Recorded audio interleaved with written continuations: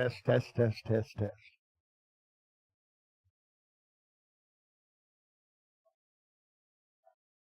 There, there.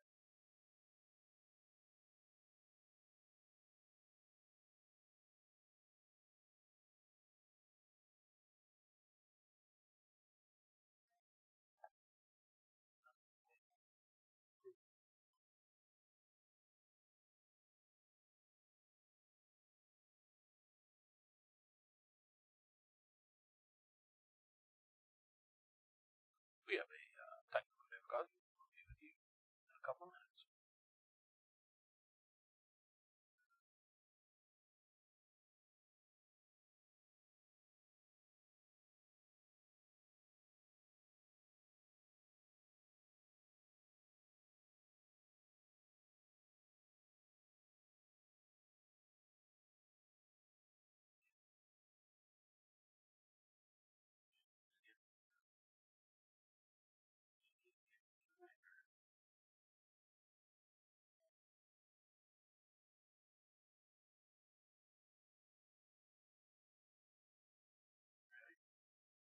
Good evening, everybody, and welcome.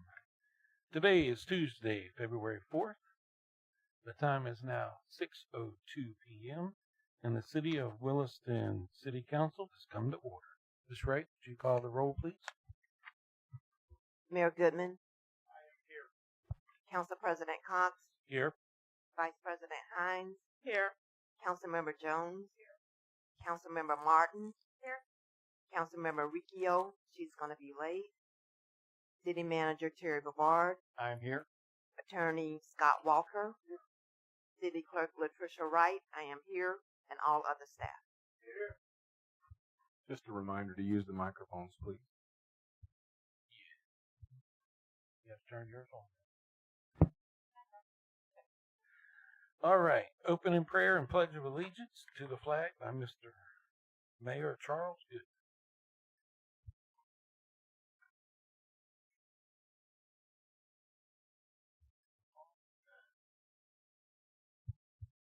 Join me if you will. Father, we come to you today as a city, as a group, as a family. And Lord, we know that the world is coming at us so fast it's hard to keep track of. And I ask you to be with each one of these council members as they wrestle with the things that they must deal with, to give them the wisdom that only you can provide to help them to make the best decision that they can make. Lord, we know it's not easy, and we thank them for all of their efforts. And I ask you to be with our police officers, our first responders, and our utility workers, and all the staff in the city, and to keep them safe so they can continue to do the work that is needed for a group of people to live in harmony together. We ask this in your name. Amen. I pledge allegiance to the flag of the United States of America and to the republic for which it stands, one nation, under God, indivisible, with liberty and justice for all.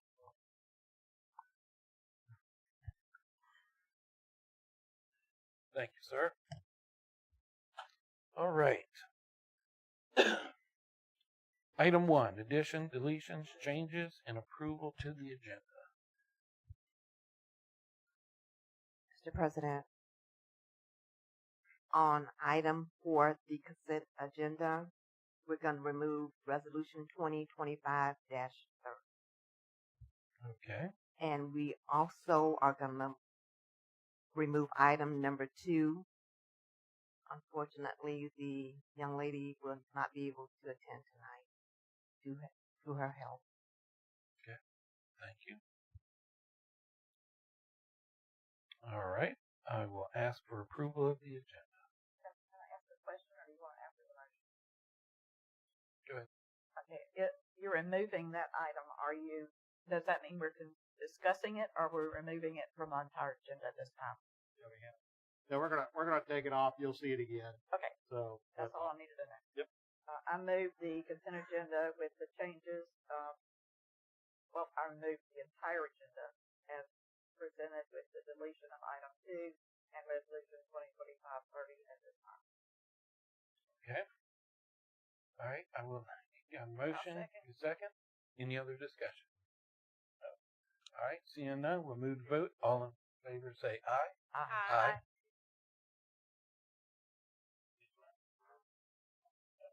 Okay, 4-0. Okay, who was it that Deborah did the motion? And then he did you second? All right, doing something a little different tonight. All right, public participation. This is your first of 2 opportunities to address the council. At this time, anybody in the audience can come to the podium and speak for 5 minutes on any topic other than what is on the agenda. Yes, ma'am, come up to the podium.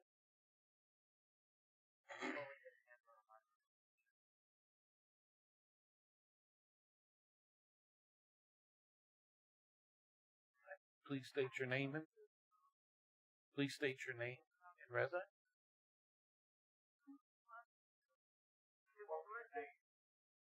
Dorothy Whiteman. Okay. They were making some repairs to the water line, and right after that is when the sewer problem started. But nobody knows what happened in the sewer. But they're cracked. It's from the main sewer is across the street from my house. The line going to that main one. It's cracked.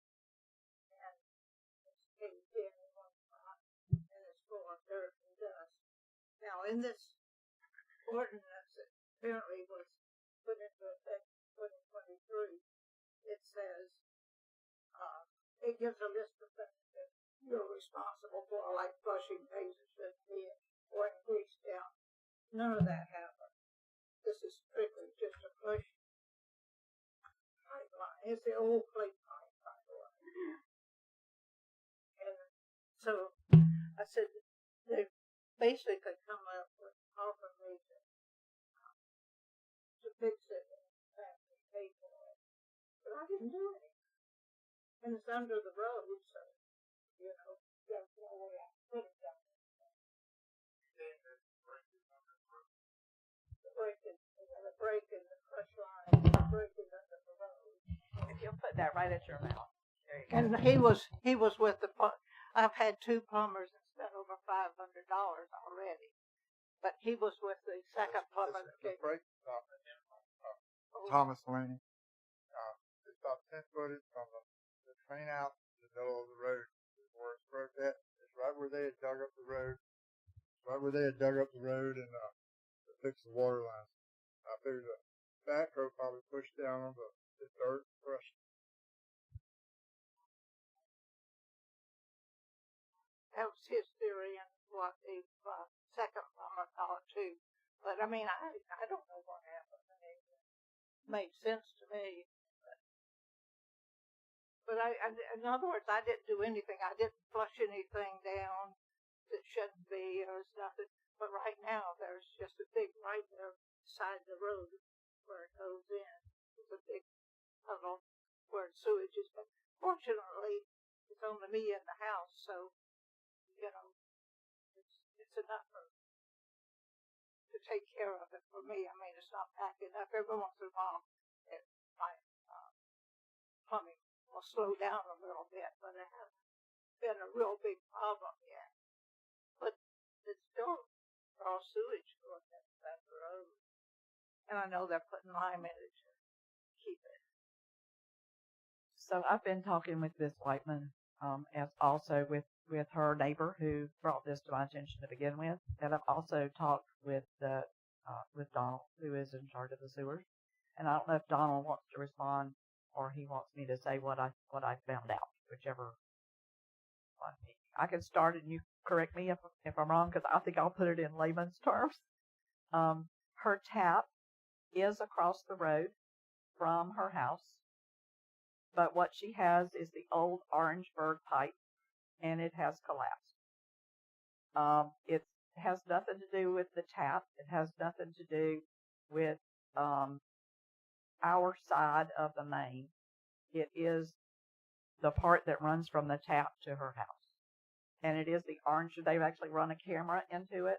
The camera looks absolutely perfect until it gets to where the Orangeburg pipe has collapsed. Correct me, either one of you, if I'm wrong. I also discovered that the water main break that they repaired was almost 8 months before the sewer became a problem. So I think if it had been, and correct me again if I'm wrong, if they had done it, I think you would have known it a whole lot earlier. And I'm not real sure that they were in the same area. They may have been in the same general area. And our ordinance does say, and it's not just when you flush something you shouldn't flush, but that if it's your part from the tap to your house, you're responsible. I understand that. I Yes, know what you're saying. But how did the sewer line from the tap to my side where it connects to my property, how did that become mine? It is under the road. It's old Orangeburg pipe, and the Orangeburg pipe is what's collapsed. I understand that. I'm saying this was always city, this stretch or lateral thing that goes from the tap to my property. That's under the road. So how did that become my responsibility? Just because the main is on the other side of the road, and it taps in there. That's Would you like to have a conversation, Donald?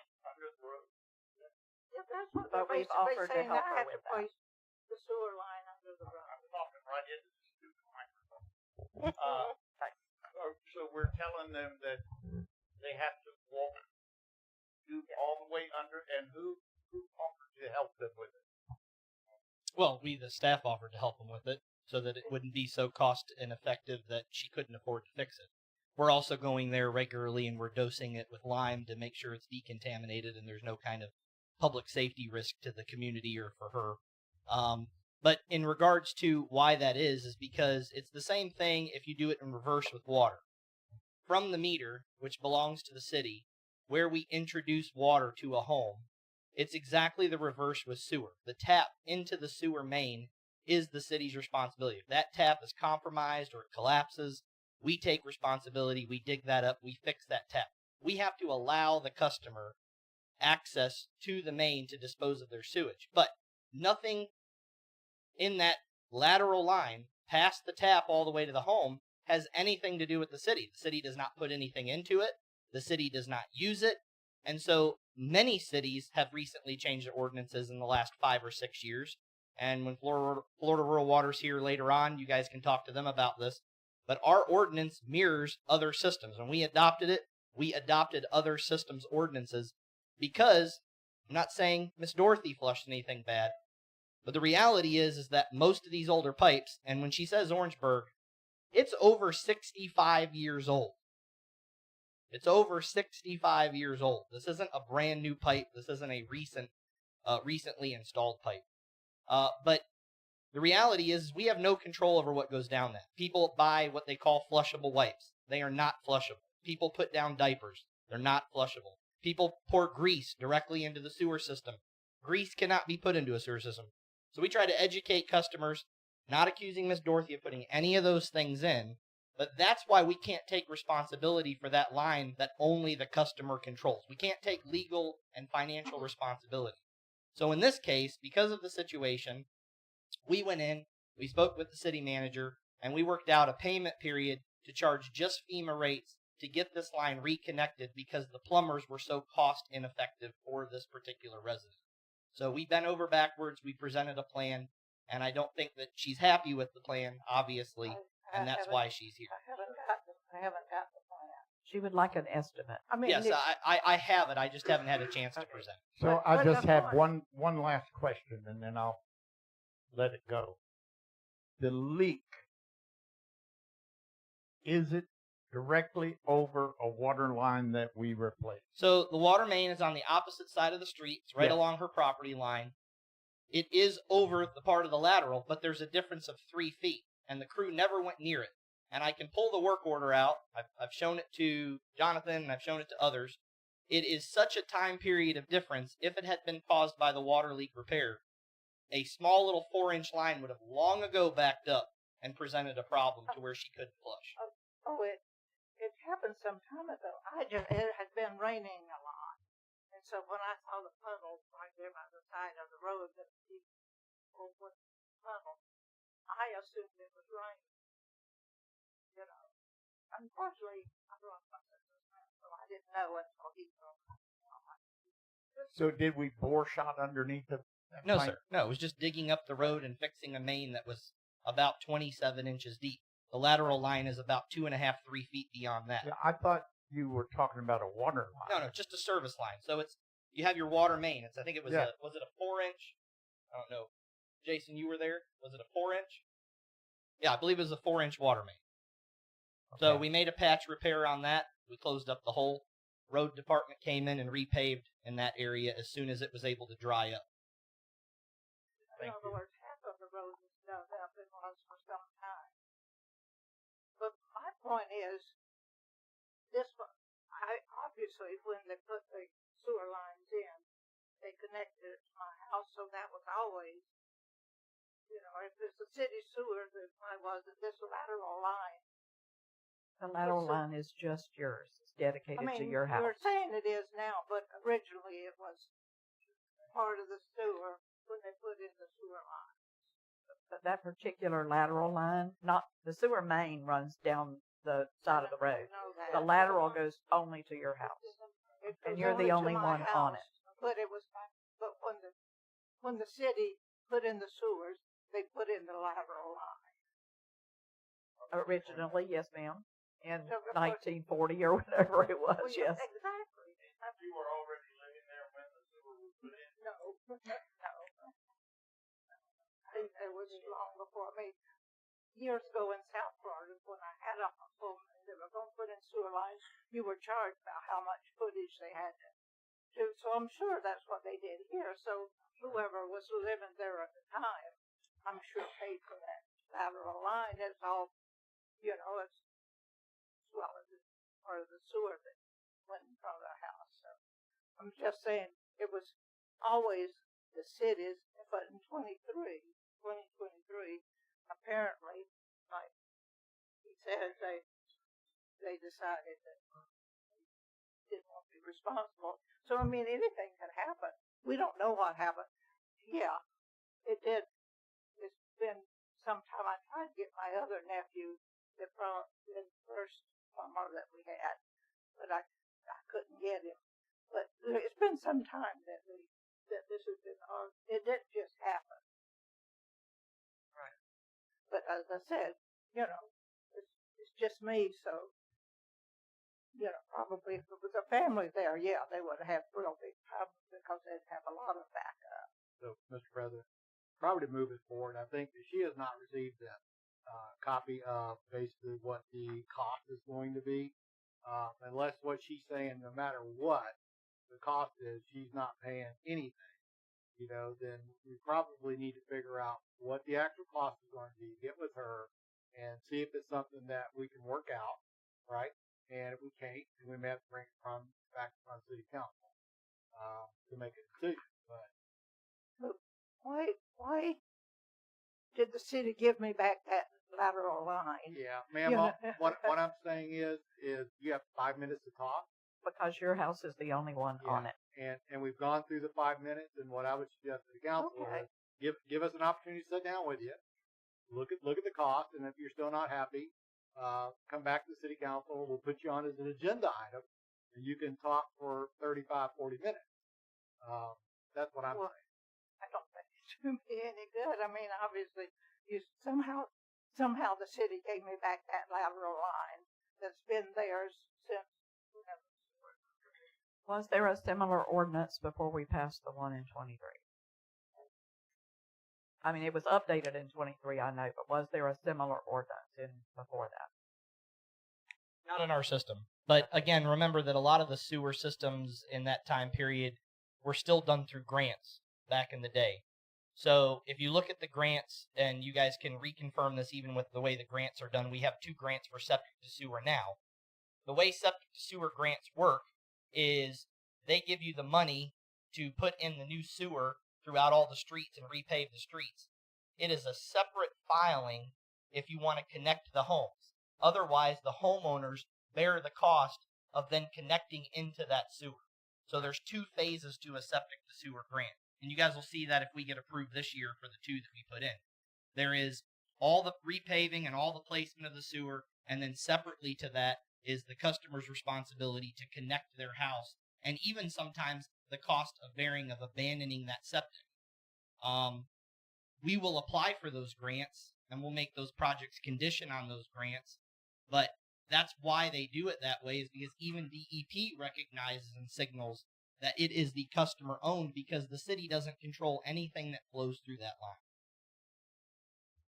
Thank you, sir. Yes, ma'am. Please come to the podium. State your name.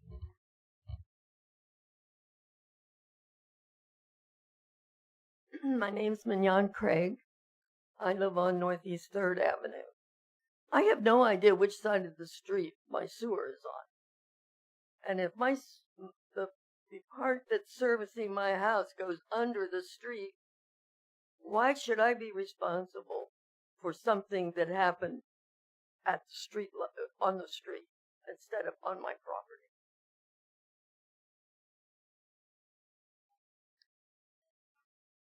I saw that. I don't know the answer to that question, but let me just say with water, it's really simple. It's cut and dry. There's a meter. And it's well, I know the meter, and the meter is on my side of the street. Well, that's I'm the talking water. about the sewer. But that's the water. Yeah. And that's what I'm trying to say, that with water, it's really easy. It's Right. cut and dry, because you know where the water meter is, and it's our responsibility to the meter, and it's your responsibility from the meter to your house. Right. I With sewer, understand it's not quite so cut and dry. Well, I agree with you But- that it's not so cut and but dry, what and we- that if something happens to your line that runs across the street, the individual should not be responsible. But what we use is that tap. If the sewer line runs down the street, which it does, whether it's on the side on the right, your side, the other side, or in the middle. I think some of them are actually in the middle, which we used to do, and it tears up the road every time we get to it. So we have sewer lines on the opposite side, on the same side, and in the middle. But wherever it is, from that sewer line from the tap, from where I your understand house what you're solely enters that sewer main. I'm just asking why. Because you're the only one, as Donald said, who puts anything in that line that runs from your house to that tap. If the pipe was crushed, she didn't crush it. It's old. It's Orangeburg. Okay. It crushes. Cars and trucks are running over that pipe all the time. But there's why should she be responsible? Because there are many other houses on that same street that have not collapsed due to cars and trucks. And how do I find out where my sewer is? Ask City Hall and they'll locate it for you. Hmm? You can ask City Hall and they'll locate it for you. Okay. I want to know if it's going to happen to me. I don't know where mine is either, to tell you the truth. I have no idea.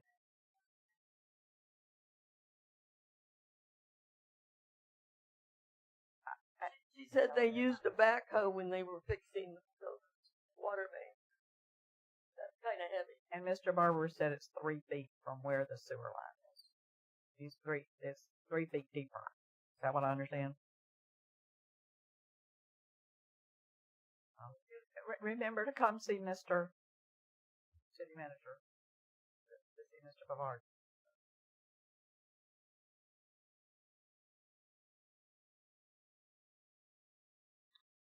All right. Item 4, consent agenda. This is for council minutes. All right. Sorry, sir.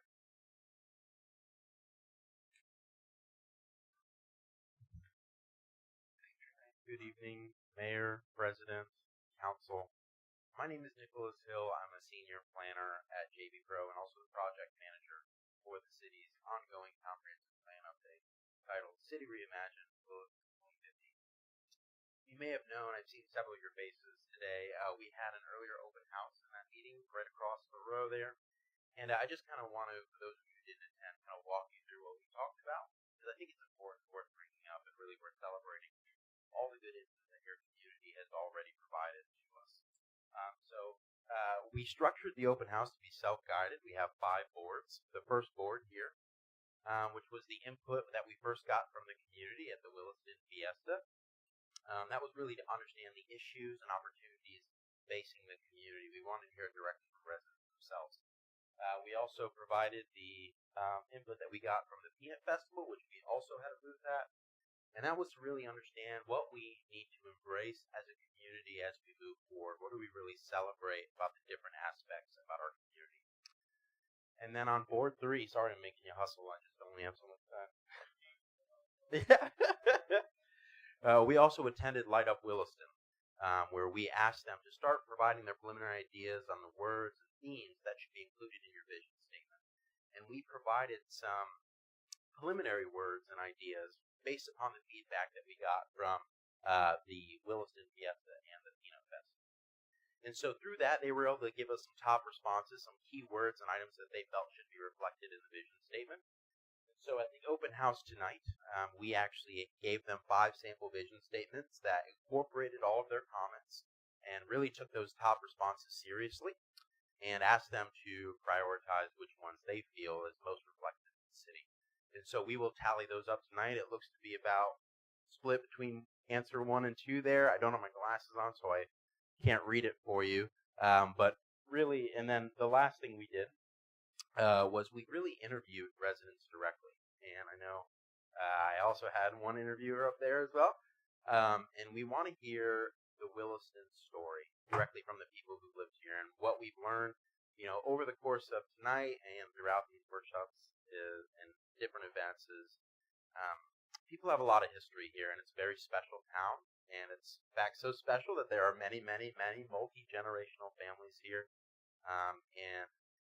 Really learning about how their story has been shaped by their community and what they imagine the future of that community to look like. And so it's been really special for us to do that. And just so you know, I'm about to hand out a project timeline. We are still right on project schedule. We do have another community engagement event, this time coming up on this Friday. We are going into the schools, as we promised you at the kickoff. We'll be in Williston Middle High School on Friday, meeting directly with students, telling them about the fantastic and frankly somewhat boring world of planning, if I can make fun of my own profession, and also allowing them to have a voice in this community's future and asking them what they want to see in their community and what do they identify as the best things and also the challenges that Williston is facing. So we're really excited about that. We're also approaching the elementary schools as well. We just haven't been quite as successful in getting that set up yet, but we will be doing that too. And just want to make sure that everyone is really invited in this process, and we really want to respect everyone's voice for Williston's future because it's a community-driven process, and we respect that. I will be passing around a project timeline. We just have a few important dates on there, a few indications of future engagement events coming up, and we're certainly available if you have any questions or any follow-up on this. I just wanted to give you an update to make sure that you were all aware that we are still on track, and we very much keep this a priority on our planning team. So thank you so much. I'll pass this around and really appreciate your time and letting me speak to you. Thank you, sir.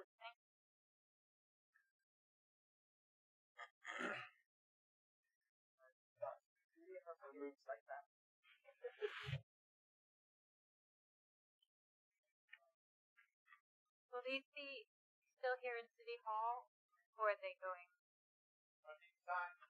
City Hall. Or do they? I'm sure they're going to the school on Friday. I am happy to leave the first 3 workshop boards here. They were more informational, as you can see. So if you'd like me to keep them here, I certainly can do that. Some of these materials we have to bring home, though, like the board that has all the responses on it. We want to make sure that those are recorded and accurately reflected for our keeping. So, but if you'd like us to keep the first 3 boards here, which I mentioned are purely informational, just to share excitement and understand that this process is ongoing and community-driven, I'd be happy to do that. Thank you. All right. Thank you, sir. Good luck with the schools. All right. Anybody else from the public?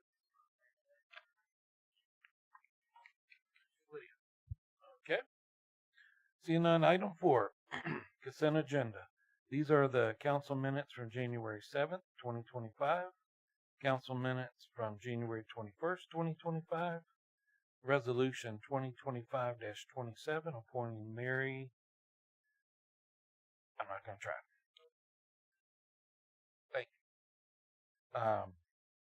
To the CRA agency, resolution 2025-31, resolution approving the addition of an equipment operator for the electric department. Can I get a motion? I make a motion that we approve the consent. All right. Second the motion. Got a first, got a second. Any other discussion? No. All in favor say aye. Aye. Aye. Those opposed? 5-0.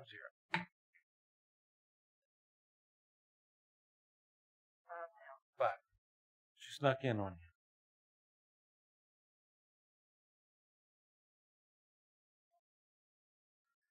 All right. Item 5.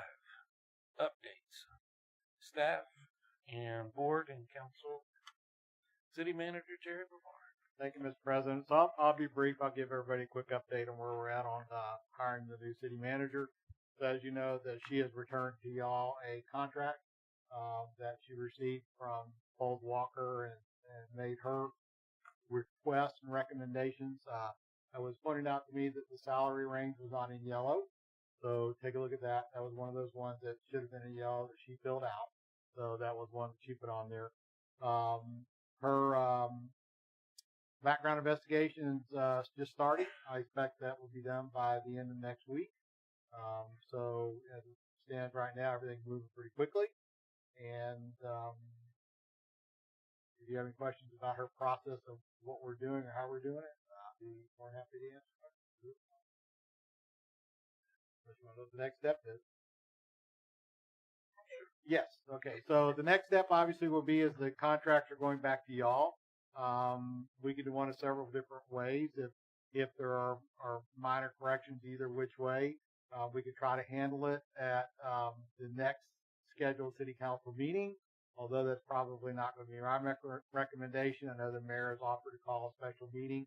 If y'all want to have one, or the three of you can have a special meeting, call for one, and we may have to go to that. But it would be nice to know what your thoughts are before we proceed. We're getting pretty close to that start date of the 23rd, I think it is, of when we're targeting her, get her on board, which is the last week of February. And that'll give me like 4.5, 5 days with her, to kind of bring her up to speed on the city. So,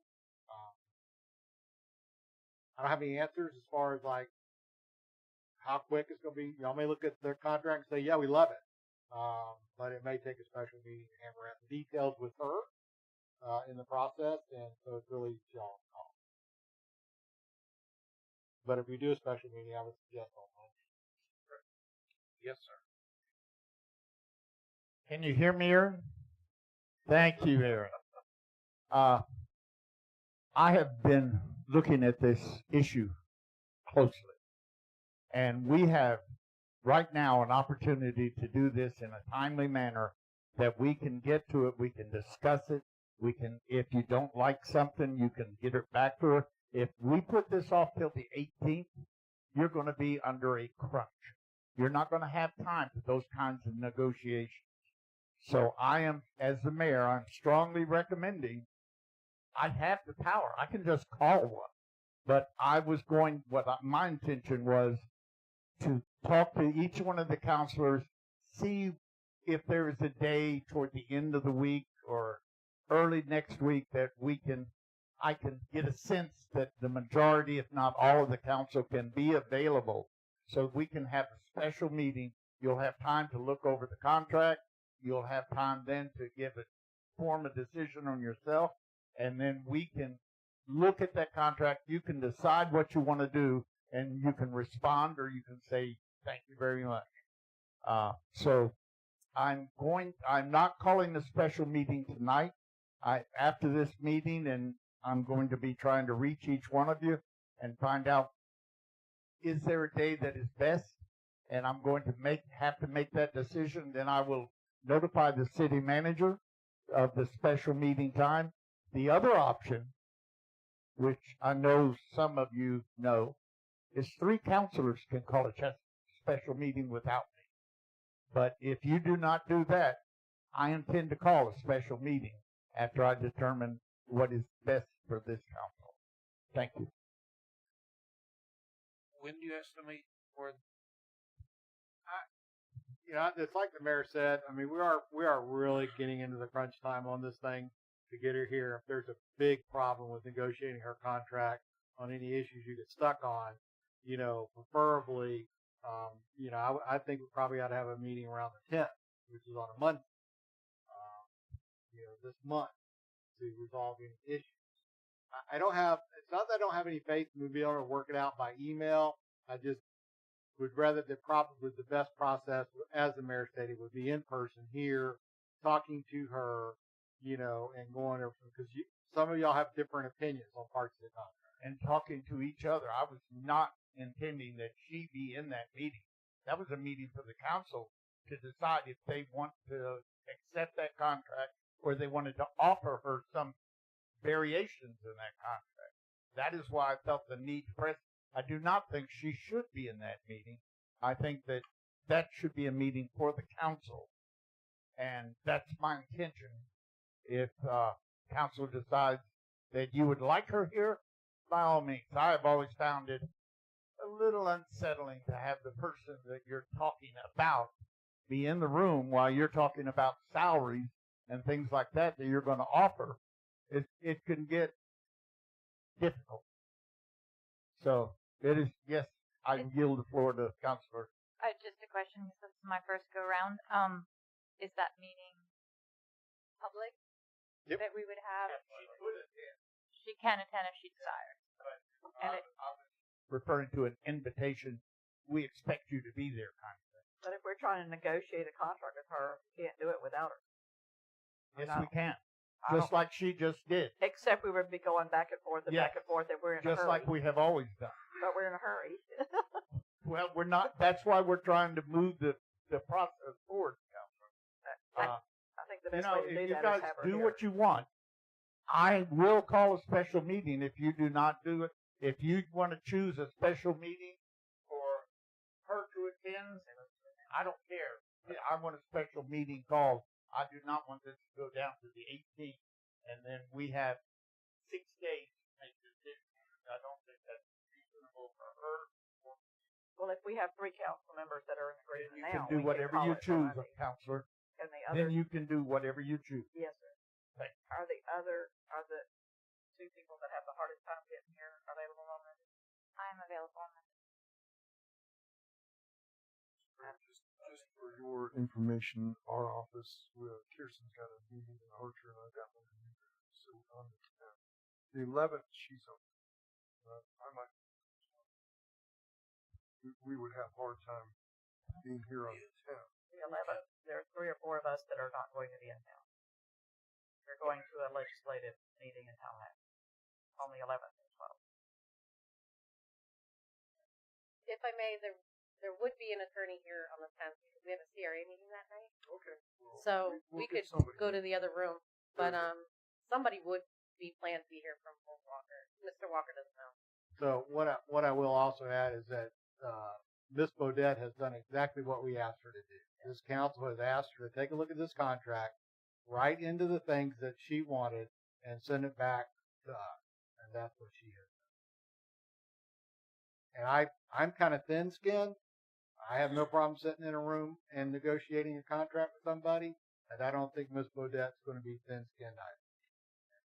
Well, we'll do it when we discuss raises for you and Miss Latricia. Yeah, I think she needs to be here to move the process along. But I do think that the council should be in agreement before we ask her to sit in front of us. We should not be discussing and then with her sitting in front of us. I think we need to be in agreement with what? each other. Of We with need what to be we're gonna offer what her? we're going to offer, what our top number is, or any other concerns that people have. I think we as a council should have that in place before we ask her to come sit in front of us. So if we meet at 6, we could say, tell her 7. That gives us an hour to go through it. Just a suggestion. These meetings have to be held under the Sunshine Law. She can come at 6 if she wants to. Which is okay with me. I got a problem with it. But if you offer her 7, then my guess is that's what you do. But that's again, the law is that she is able to come to any meeting of this council. So what did you say about her highlighting the salary yellow? So the salary was highlighted in yellow. Was not highlighted in yellow. Which means she accepted it? No, what? It was highlighted. Okay. So, all right. So everything that was highlighted were all the things that were left blank for her to put in the contract that she desired. I don't think I've seen that. Yeah. Contract? I sent it to you. Yeah, it is definitely highlighted. Everything that we asked, that we left blank, because I saw the blanks and I actually went to the city manager and said, what do these blanks mean? And he said, they are blanks for her to send what she would want to take the job. And then it is up to the council. If you're willing to accept what those are, there's no need for a special meeting. Tell me we're going to accept it and I'm done. Well, no, it has to be negotiated with her. No, she has made the negotiation. She made an offer to council. Yeah. I haven't seen that. I'm sorry. Yeah, I'm sorry, we have. Well, I'll make so sure you she get made it. I'll make sure you She get made it. it. Are you going to argue with me about it? I'm sorry. I just want to know what it is. I don't Well, know. I agree. I'll say. I do have something that's highlighted in yellow, but it hasn't got anything to do with what you're talking about. Yeah, I don't have where the salary. I haven't got anything to do with salary at all. I only have 2 things that are highlighted in yellow, and it's only a very brief. And that's this afternoon that I hadn't seen before I got here. It was hard to find. I had to call the city manager and have him help me. It says there are 3 attachments, but only 2 are showing. I only have 2. And if you press the correct place, it will bring the 3rd one up. So I'll resend it. I don't know. I mean, the mayor I don't know why nobody else got it, but the mayor got it. But I'll resend it. Did you get it? I got it. Yeah. So several people did, but I'll resend it, so we'll have it. But I will let you know the ones that I'm going to resend, that I'll resend. There will be highlighted areas on it. Those are the ones left blank from the contract we received from our city attorney. Right? I got that. Yeah, that's the blank one. Yeah. And then it was sent to her. She wrote in the desired results she wanted out of the contract that were in yellow. Once again, I stress this is a negotiated contract, and these are the things that she's asked for.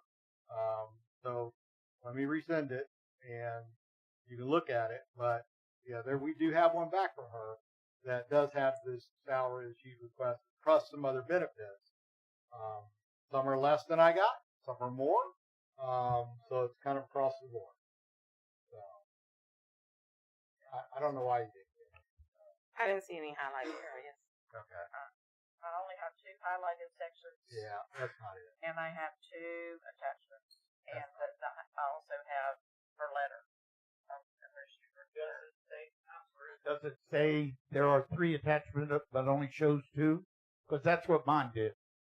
It does not say how many there are because mine came from Terry. Mine did too. It's a forward from Terry, and there's 2 attachments, and then there's the offer of employment, which Okay. she did sign and sent back. But that's what I have. That's the city offer of employment is the 3rd attachment, I believe. Okay, well, I do have that. But when I pull up the agreement that's attached, there's nothing yellow in it. So when I pull it up on mine too, using Outlook on the phone, which I don't like, for some reason it's not highlighted either. Yeah, it's nothing So highlighted. maybe it's the Outlook that you're using on the phone. So Yeah, I'm using Word. yes, sir. You and I, we pulled it up, and went over it, and Well, I could try that too. yeah. So it formats a little differently the way I'm looking at it here because I know I sent the contract. So So should we have a special, I guess the question is, should we have a special meeting so that the council members can discuss her returned contract? Obviously not tonight, because everybody needs to read over it. You're going to resend that, correct? Yes, sir, I am. Okay. We may actually hand deliver it. And you're, or Yeah. you're going to call them and say, did you get it? Yeah, it is a highlight. So I will take care of that. Should I make a motion? Or is this, No, I this guess is this is where I'm just- confused. Are we making a motion to have a special meeting, or does the mayor call for the special meeting? What is the He's going to call. What do you call it if you do not decide to do it? Okay, I make a motion that we schedule a special meeting to discuss this contract, and that we have Ms. Boudet invited for an hour. We need an hour after the meeting starts. That we invite her to join us, continue the discussion with her. On what day and time would you like to have? Oh, Monday the 10th. Alexa can't be here, but I won't be here. oh, Yeah. oh, but no. Is there a day dark enough that works? You can't be here Monday the 10th either. Just in the evening. Yeah. Yeah, in the evening. You can't be here. Is there a day that you could? Is there a day that you could?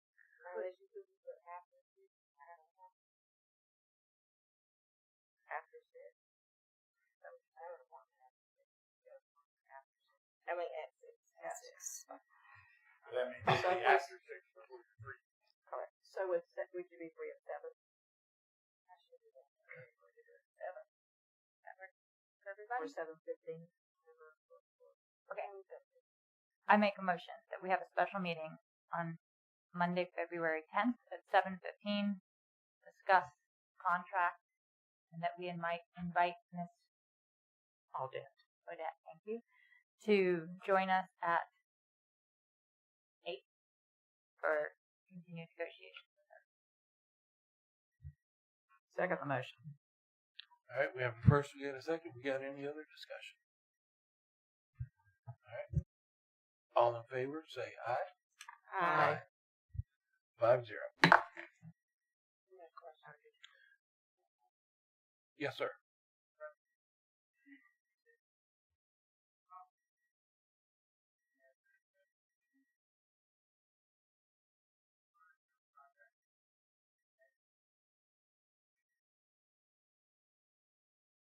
Public record, are you making a request?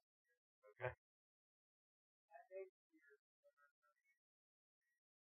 Uh-huh.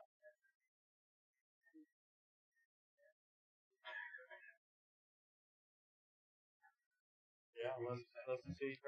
It'll probably take us a couple weeks to do that. You don't mind, do you? Right. Yeah, we'll get it. I can't promise on the highlight. Okay. Yeah, evidently they don't work. Staff. Anybody got anything?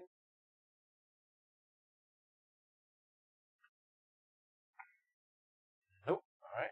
Council.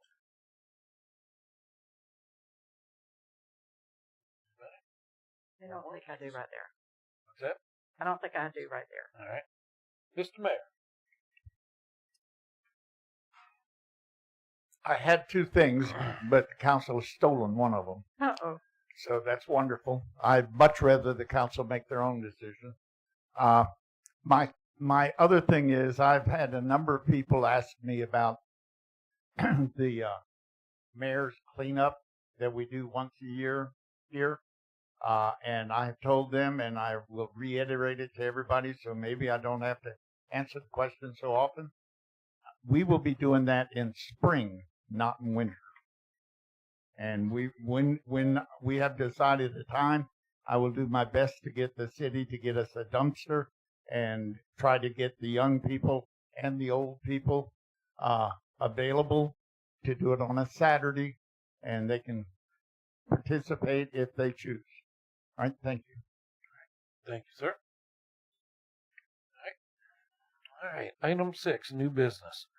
Resolution 2025-28, a resolution of the City Council of the City of Williston, Florida, approving the contract between the City of Williston and Aeronomics to conduct the work as quoted in their quote dated January 1st, 2025 to sanitize and clean the entire City Hall air conditioning system, authorizing appropriate parties to sign any documents required to execute this agreement on behalf of the City of Williston and providing an effective date. Utility Director Jonathan Bishop. Thank you, sir. So with the ductwork, we've been fighting it since basically City Hall is open, and we've tried everything we can to solve the problems ourselves. And all the people that come in are, this is what they're suggesting. They're all suggesting basically the same thing every time. It's just time we need to do it. Okay. Look at the vents up top. They're all, as much as we clean them, they keep getting dirty. Okay. All right, Council, got any questions? They told me where the money was coming from. That's all I was looking for when I was reading my packet. So. No, how much it was, where the money was coming from. You didn't want to know what the name of the company was? Well, it said that in the packet. I knew that already. Okay.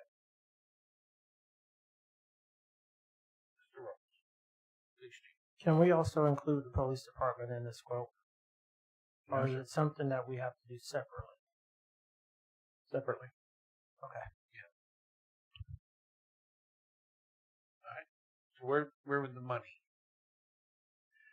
So the maintenance fund, would be half of it, and the other half would be for a fund that that's growing for our DPR unit. You should be able to take it out of that, and Stephen approves. Okay. Thank you, sir. Anybody else got questions? All right, I'll entertain a motion. I make a motion that we approve Resolution 2025-28. And second? All right, we got a first, got a second. Are there any other discussions? Nope. Seeing none, we'll move to vote. All in favor say aye. Aye. Aye. Those opposed? All right. 5-0. Thank you. Item B, Resolution 2025-32, a resolution of the City Council of the City of Williston, Florida, urging the Florida State Legislature to enact legislation to provide a public record exemption for municipal clerks and employees who perform municipal elections, work, or have any part in code enforcement functions of the city, and providing an effective date. Okay. Yes. Mr. President, I'm going to handle this one for Latricia. So, a lot of people are covered under the Florida State statute, information like myself and chief roles and police officers. Are protected, their addresses, children's addresses, employment addresses, home addresses, telephone numbers, all kinds of stuff. Actually, the HR director for the city also has the privilege of having that kind of protection. What they're asking for is showing support in the form of a resolution that they provide also that protection for city clerks because of the job that they do. I know at one time there was actually some numbers that went around of the number of assaults of workers, election workers, and people like that, from the public. And as you know, our city clerk does handle our elections. So, we would like to have y'all support in passing this resolution in support of that as they move forward to the state legislature and requesting them to be added to that. I think it's a good idea. I do too. So they probably ought to pass one to the city manager, but he's already protected. Yeah. All right. Council, do we have any discussion? I move approval of Resolution 2025-32. I'll second. All right, we have a first, we got a second. Any other discussion? All right, seeing none, we'll move to vote. All in favor say aye. Aye. Aye. All right, 5-0. Oh, those opposed? No. 5-0. All right, next is on the agenda will be an open public hearing Mr. Scott. President Cox, this is a quasi-judicial matter, so I'll go ahead and introduce the ordinance. It's ordinance number 2024-726, an ordinance of the City of Williston, Florida, rezoning and amending the future land use map of the City of Williston comprehensive plan under amendment procedures established in Chapter 163 of the Florida statutes, changing zoning and future land use classification on the following described properties and certain lands within the corporate limits of the City of Williston, Florida, providing severability, providing incorporation on city maps, providing an effective date, appropriate motion at appropriate time, is to pass ordinance number 2024-726. And at this time, Mr. President, we'll ask any of the members of the council if they have any ex parte communications regarding this matter today. No, sir. Seeing none, the next item is to swear in anyone who intends to speak on this matter or the next matter that's on the agenda, which is ordinance 2025-742. If you'll stand now, and I'll go ahead and swear you in. Road vacation.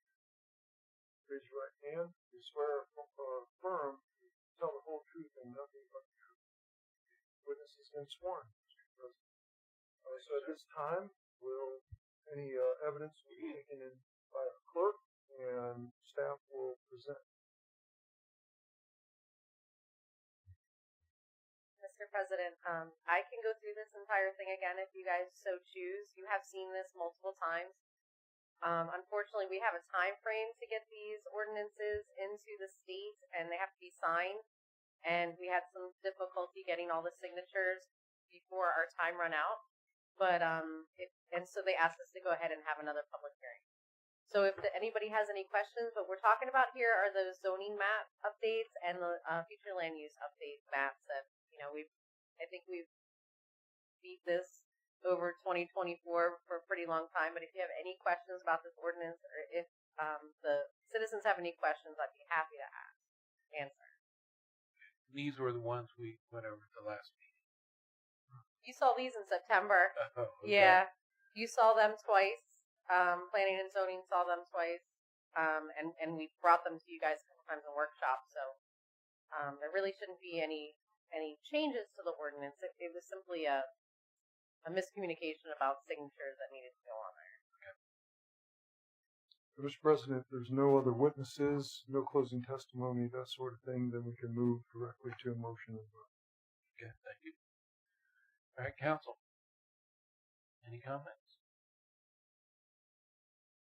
All right, I will entertain a motion. Quick question. Yes, So the ordinance 742 is in direct correlation with 726? No. Oh, so we're just voting on. We were just doing the witnesses all at the same time to make things quicker. Yeah. Okay. I was like that. Okay. I move approval on second reading of ordinance 2024-726. I'll second. All right, we got a first, we got a second. Any other discussion? Seeing none, move to vote. All in favor say aye. Aye. Aye. Those opposed? 5-0. All right, next is item D. And I'll go ahead and introduce this, Mr. President. This is ordinance number 2025-742, an ordinance of the City of Williston, Florida, providing for the permanent closing of an unimproved road commencing at the northeast corner of Section 1, Township 13 South, Range 18 East, and thence run south along the east boundary of said section, 1,658.58 feet, thence run north, 88 degrees, 19 minutes, 41 seconds west, 13.82 feet to the west right-of-way of US 41, State Road number 45, and the point of beginning. Thence run north 88 degrees, 19 minutes, 41 seconds west, 659.40 feet to a concrete monument. Thence run south 00 degrees, 24 feet, 9 minutes west, 30 feet. Thence run south 88 degrees, 19 feet, 41 seconds east, 659.40 feet. Thence run north 00 degrees, 24 feet, 9 minutes east to the feet to the point of beginning of public records of Levy County in Williston, Florida. That lies within parcel ID number is 04328000100. A description that is in Exhibit A, finding that a closing of the road right-of-way will not adversely affect public health, safety, or welfare of the citizens of Williston, providing for the repeal of conflicting ordinances, and providing an effective date. Appropriate motion at the appropriate time will be to pass ordinance number 2025-742. And same questions, are there any ex parte communications? Seeing none, then we can proceed to staff. Let me add that I have talked to the property owner behind this property, who called me after we considered it at the last time. So I talked to someone from the Whitehurst family and the Etheridge family. Thank you for putting that on the record first, and then secondarily, this will not affect your decision. Thank you. And with that, we can have staff present, and I see Blake's here to testify as well. I think you should give him a round of applause for reading that description. ordinance. That one was tough. Yeah, so you guys did see this a couple weeks ago. This is a right-of-way that is in between what we call Laurel Point, which is the property south of the Winn-Dixie, and the Church of God, the Seacoast Bank. This is a road that we will never improve. We've talked about this. City Council, I think, has promised that they would never improve this. So we just wanted to go ahead and help them vacate this so that they could move on with their lives and use the property. We do have Blake here who can answer any questions you have about the specific location and I guess why they're asking for this. Now, don't forget, you guys already did approve the vacation of the top of this road for Laurel Point. Remember that last year? Okay, so yes, I'm here to answer any questions. It's the furthest north 30 feet of the parcel the drive-through bank is on. And it used to be 60 foot. You gave 30 foot of your right-of-way interest back to the property owner to the north of the bank, and now the bank is just asking for their 30 foot to be deeded back to them because I don't think, like she said, I think you've had a right-of-way interest since 1993.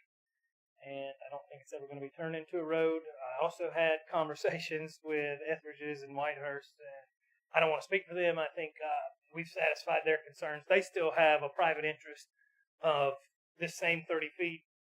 They don't have an interest on the property to the north, so they didn't have the 60 foot. They still have a private interest in this 30 feet. So even when you vacate the public's interest to this 30 feet, Whitehurst Cattle Company, which is the property owner to the west, still has their 30 foot to come across this same exact 30 foot that you're vacating on behalf of the public.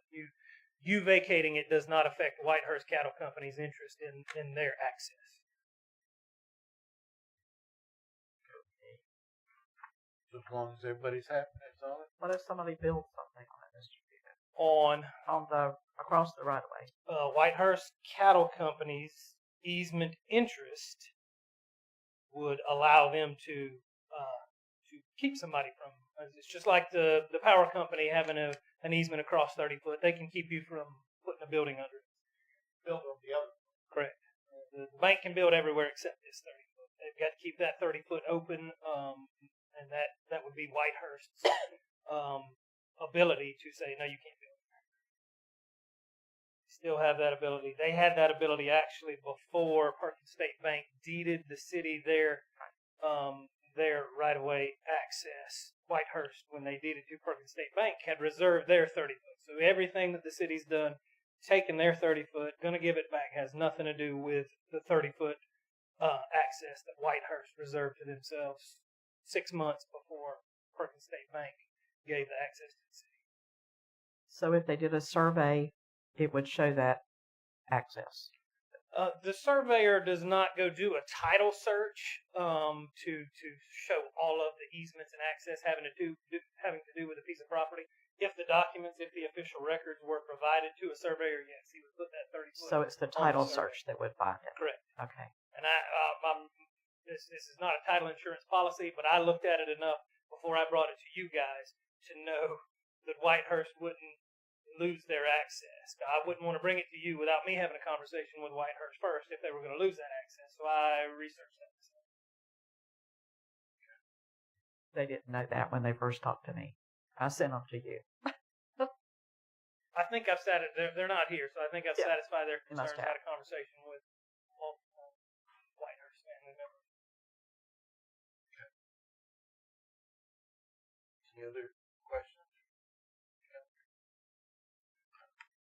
All right. With that, I'll entertain a motion. I make a motion that we approve ordinance number 2025-742. Second. So we have a first, we have a second. Any other discussion? Seeing none, call to vote. All in favor say aye. Aye. Those opposed? It's 5-0. Thank you very much. Thank you. Thank you. All right, we're going to close the public hearing. E, discussion with possible action. 1, John Henry Park volleyball net. 2, FDOT flashing light for school bus loading area on East Noble Avenue. 3, RFP for Pesos property on West Noble Avenue. Councilmember Deborah Jones. Y'all can see I'm just ticking off my concerns that I ask about pretty much every week. I'm happy and thrilled to tell you there is a volleyball net in John Henry Park. And it looks beautiful. Thank you, whoever got that done. Thank you very much. And I know I've talked also with the utility department. I know Mr. Bishop had talked with FDOT. I don't know what the standing is on this. And I just want to know. So with FDOT, they said absolutely not. We could put in a request, but the answer would still be no. Okay, did they give you any reason? They stated safety. They didn't think it would do more harm than good. Okay, so who do they need to hear otherwise from? Do they need to hear it from the parents of the children that are loading in the bus? I can start the I conversation. mean, what should over we with do? Is there anything we can do to change their mind that you know of? you. Just call them and keep Because they call me every other week. keep calling, putting in complaints until they listen. Where exactly is this? You remember on East Noble where they used to have a school crossing that went across the street? Well, a few months ago, we got our normal allotment from FDOT that showed the number of traffic signals that we were being paid for. We also got another one that showed other things that we were being paid for, and one of them was that address. And Jonathan actually went and checked, and sure enough, there is an electric box that's still there that they are still giving us money for, even though we don't have anything across the road anymore. So there are neighbors in that area who have contacted me almost weekly, I will say every other week, who want a flashing light, not across the road anymore, and I actually went to Tallahassee and back just the other day, and there are 4 or 5 cities who have them that flash on 27. On both sides of the road, see them come and going to slow traffic down. And I know there's not a school crossing there anymore, but there is a bus that loads and unloads on the south side of the road, and kids are walking across the street, both directions, in the morning and the afternoon, and cars are flying by. And they just asked, since that box was there, if we couldn't get a pole with a flashing light that says school bus loading area or something in that area just to protect those children. Police Chief Rose, could they see blue and red flashing lights there in the morning? Blue, red, yellow, green. Yes, sir. Every morning? If that's what it takes. Well, I know, mean, but it would we be can't easier get to DOT put up. even entertain across the street. Yeah, going that's back pretty bad. one lane. I can't imagine that they would not even consider it. I can call back up there and prove it by email and keep fighting the fight. I have mean, no if they issue with just that. say no, they say no, but Well, we probably need to send something in writing and let them return back to us in writing with the reasons of why they don't. and I can get the parents to write a letter as well if you need me to do that. I can certainly tell. Okay. I got parents, grandparents, and teachers. I haven't had anything from the bus driver, but I've heard from teachers as well. Councilmember Jones, there are a couple things that might help. The schools could help. They could write a letter that their parents are scared, and then the parents themselves. I mean, we could write a letter from our attorneys and from our city managers and council, but if you get the citizens, it kind of helps a little bit. Okay. Yeah, I can put them on that. Mr. Bishop? Something else we could consider too is see if we couldn't get the school board to move the bus stop, and if we put it on a private street and there's still an issue, then we can put flashers on our own street without permission slips. Yeah. Just a thought. The hard part is they're having to come across the street. Yes, ma'am. And there's no school crossing because there's no school there. You know, but there is the bus that stops to load and unload morning and evening. Right. So then maybe the bus can stop on each side. Yeah, that would be the only thing else I can think is to do a UE and pick up on both sides of the road so they wouldn't have to cross. All right, Go item around 3. the block and pick up on the other side. Item 3. Item 3 is the RFP for the Pesto property at West Noble Avenue, and I just wanted to know the status of that. I don't want it to get falling through the cracks. People want that all-night diner. What would you like to know about it? I want to know if there's any progress. No, ma'am, because I've been really busy doing other things, and I'm heading that up. Well, can you assign somebody else to it? Who would you like to be assigned? I don't know. Which Somebody. project? Which project? Is that? At the Pesto property at the top of the At the hill top? that we now own. Not. No, we own that The one that too. we demolished. Okay. Yeah, the we one demolished. they took. It's a 0.21. The one they tore down. That we have people. 0.21 acres. Now, there are people that are interested in that property, and we thought that if we put out an RFP for an all-night diner, that we could attract one of the 2 or 3 people that are interested in it. Who are those people? So not the one we got. No, that's a different one. We actually own that one already. We own this one too. I was personally working on projects that we were prioritizing, like the Florida Rural Water and a few other things. I mean, if y'all want me to put more priority on that, but I mean, that is me. I mean, we have somebody who's interested in it, and we're interested in them coming here. Or at least I am, and everybody I've talked to is. Yes. I've had somebody for over a year that's interested in the property. Okay. Is this, Laura, is this the property that's Yes. Next to Big O's. foreclosure? Yes. The one that's No, it's the one next across to from Big O's. Right. Yeah. But I We thought there was foreclosed a on it piece of too. property that was being foreclosed. We already foreclosed on We it. foreclosed we have on a that position. And they go to an auction. We've already done we that. own it. We own it. We own it. When we originally got it, we were just gonna sell it, and then we Right. decided it would be better if we demolished it because it was so dangerous, and we didn't want to wait for a sale in case something did happen because now it was under our ownership.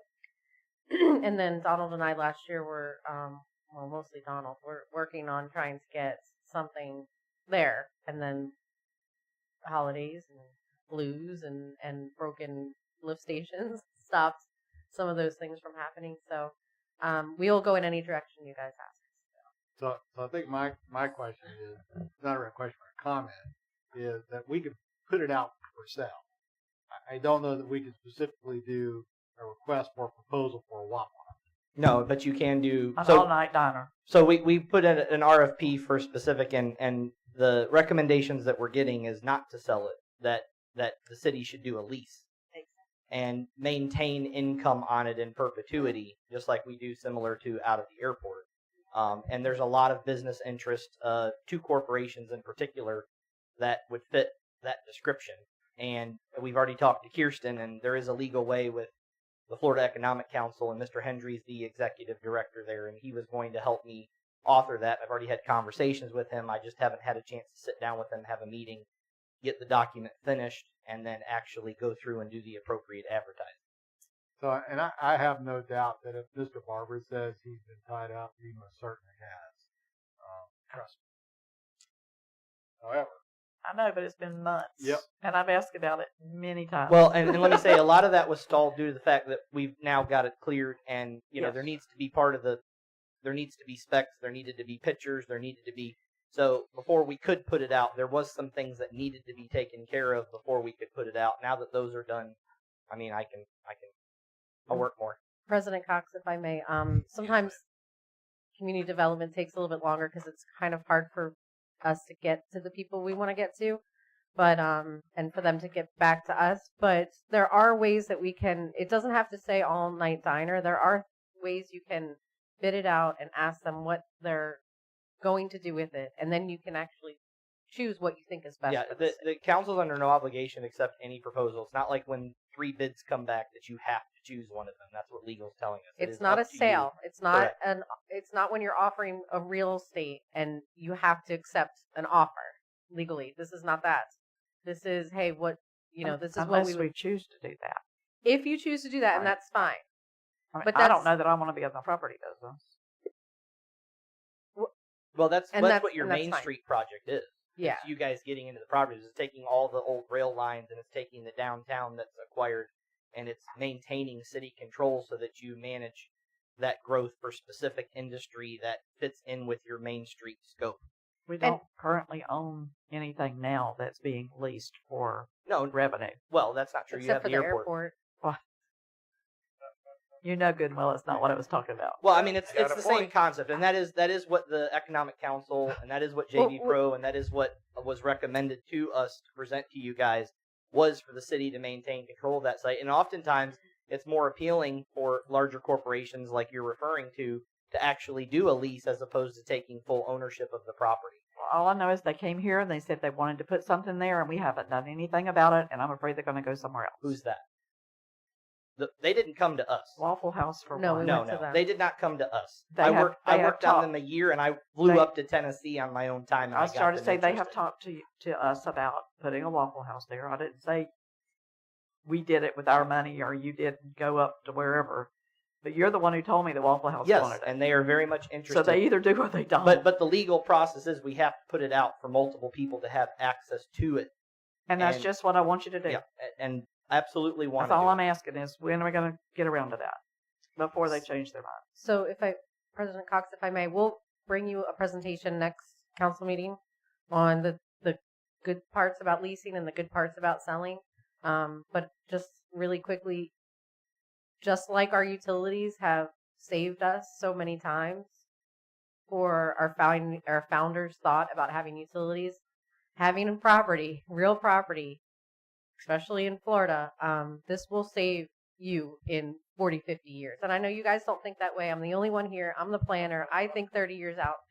But in 50, 60 years, owning property, Waffle House will be gone or whatever will be gone. The building will have fallen, but you will own real property and you will save your citizens from some debt or something by owning that. So those are the reasons that planners, which we're talking about JB Pro, like to own property.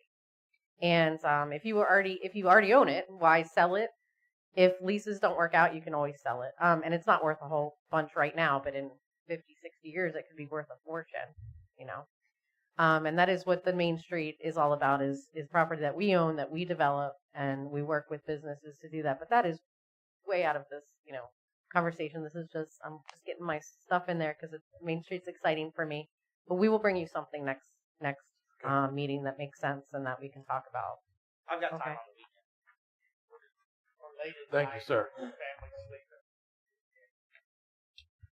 All right. So we don't have to do nothing there. F, discussion with possible action. Approval to implement school zone cameras presented by Jeff with Noble Global and Chief Mike Rolls. Thank you, Council President.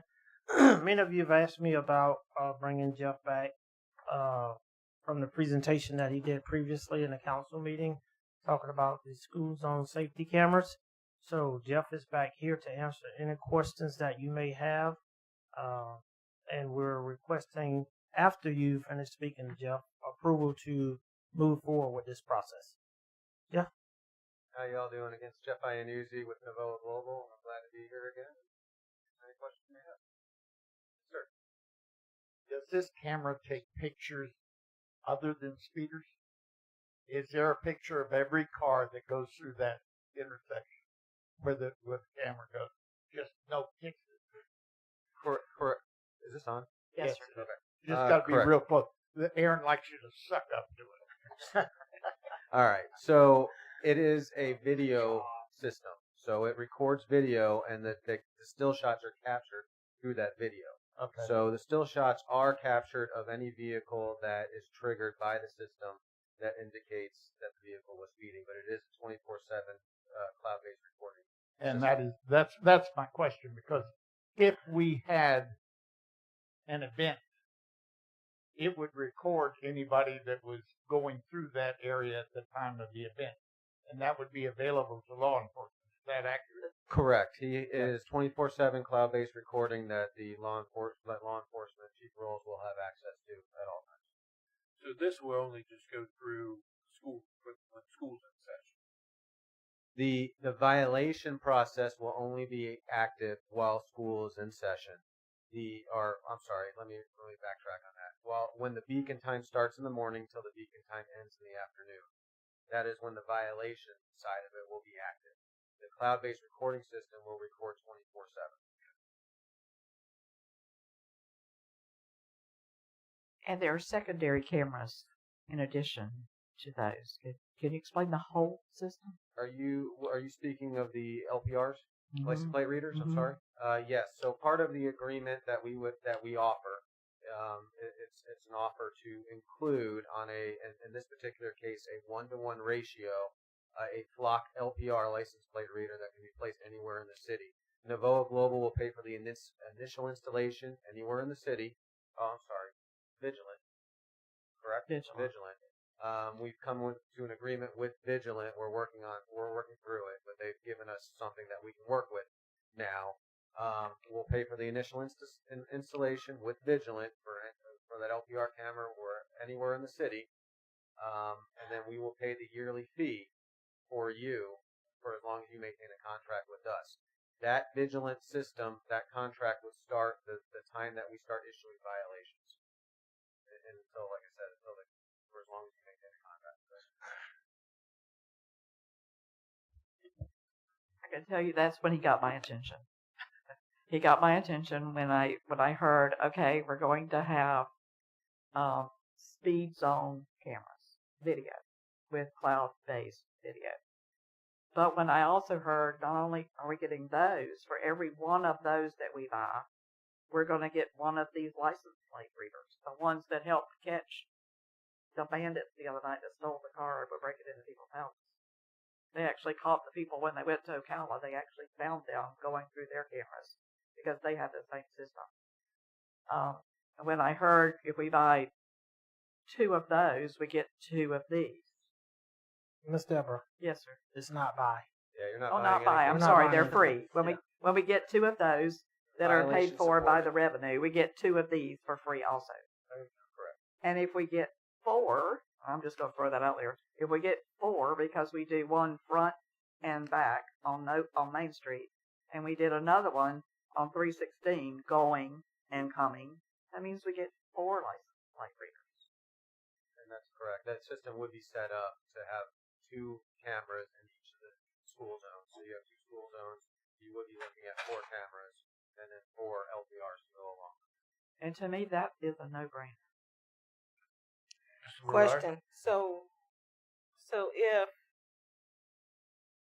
you can only do it during school zone hours, but yet it still backs up to the cloud, if you have somebody that you're chasing or whatever, is it going to capture that as well, and they will be able to use that for? Our images, and you saw examples, I think, in the last one of our images. Our images are clear enough that you can capture a tag at any time, day or night. So I won't say it will be 100%, but more than likely, if you know the time frame, you'll be able to capture.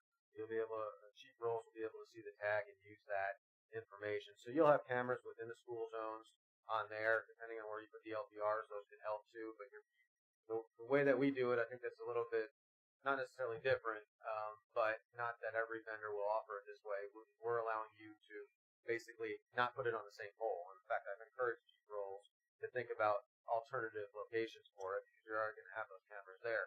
So you have the opportunity to have the LPRs elsewhere, and then yes, as long as you know a time frame, you'll be able to go back, or the investigator or the chief or whomever's looking into it, or there's a crash. Let's say there's a crash right at that intersection right there. You may be able to catch at least some of that crash, there, so that the traffic officer investigating the crash may be able to go in, and pull it up within minutes of him getting there. I mean, it will be there for them to use as a tool, an investigative tool as well. But related to the revenue, it's only during that specific amount of time. Yeah, so the law basically allows us to initiate violations. And again, you are talking about 11 miles per hour and above, whereas an officer can write, 5-6 miles per hour and above, and it's points and it's more money in a school zone and things along those lines. It's a $100 fine with no points on a driver's license. I think Mr. Cox said it's almost like a warning that costs money, but it's significantly cheaper than if an officer pulls you over, but it also allows for more enforcement. And then what it does in the end is that it is, like you said, you're not buying anything from us. It is violator supported. So all the money and all the revenue, we do a revenue share with you, and we'll take a portion of each violation that will help us recuperate and pay for the services that we are providing to the city of Williston. Which again, we're putting in the poles, we're doing the engineering, we're doing a lot of the stuff, we're putting in the cameras at no cost to the city at all, and then the revenue share will help us to cover that cost. And then as it goes on, we're going to have obviously Florida Citizens. We are the only 100% Florida-based company that's headquartered in here. It's going to be Florida Citizens that are going to be reviewing this before we send it to Chief in the police department for final review.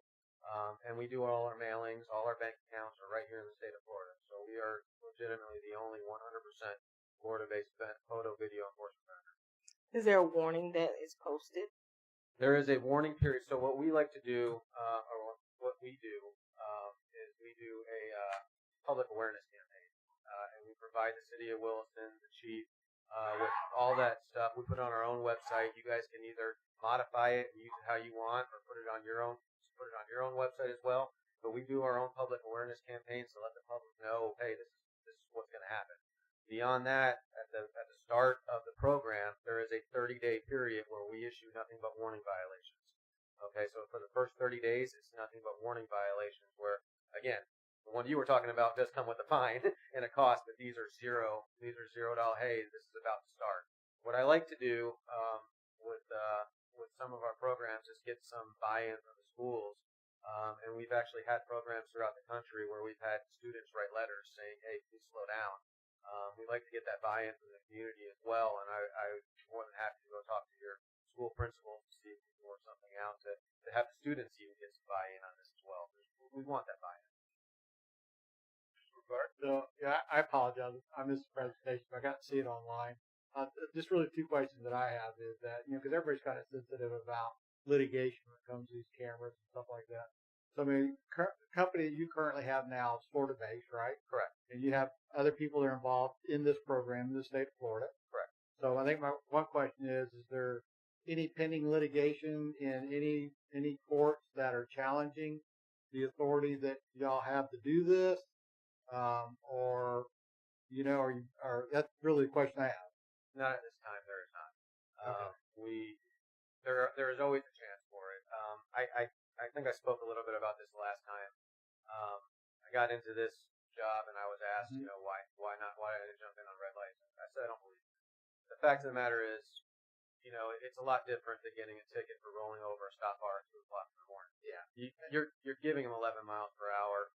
Our system is set up so that there is really no instance that violator would not have been the person actually speaking. Yeah, that's really, I'm fine with the whole process. I was just concerned with any current litigation you're facing over it. No, sir. And then I think the second question, then forgive me if I missed it again, I wasn't here. I mean, do we have a contract for this? We don't have a contract as of yet because it hasn't been approved, but there will be a 5-year contract with Noble Global, which Jeff could talk about a little bit more. Throughout that contract, it cost us nothing. Yeah, no, I think it's a great idea. I'm just curious if there's a contract coming with it. Because you're asking for approval to implement it, but, basically these kind of things normally require some sort of contract. Yep. Yeah. So there's a couple parts of this process that we have to go through. Number one is obviously get the approval to move forward with you into contract negotiations. But there also needs to be a part where an ordinance is approved as well. So we to get that ball rolling, we would ask the council for approval to start moving forward with the contract negotiation as well as the city ordinance so that you guys can move it forward. And then hopefully, you readings, obviously, for the city ordinance. Hopefully, by the time we get to that second reading, we can also have the contract at the same time. That would be our goal. Okay. So let me just clarify. So you were talking about mileage over. So if the school zone is 20. 20 miles, then they can go 30 miles in the school zone before it is triggered. Yep. 31. 30. They can go 30. The law is 10. And Noble Global set their program up where they give you 11. Is that correct, Jeff? Yeah, so there's no issues, and most vendors will set it up the same way, just so they don't want those issues where it's a mile per hour they're having an issue.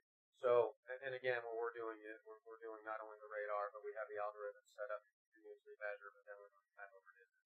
But yes, it would be triggering at 31 during beacon time, and then obviously during the normal speed limit while kids are in school.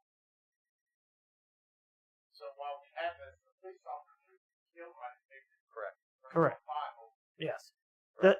The one of the pluses of the system is by law a police officer can write you a ticket doing 5 miles over.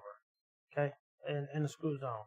With the cameras, you have to be doing at least 11 by state law before you can receive a ticket.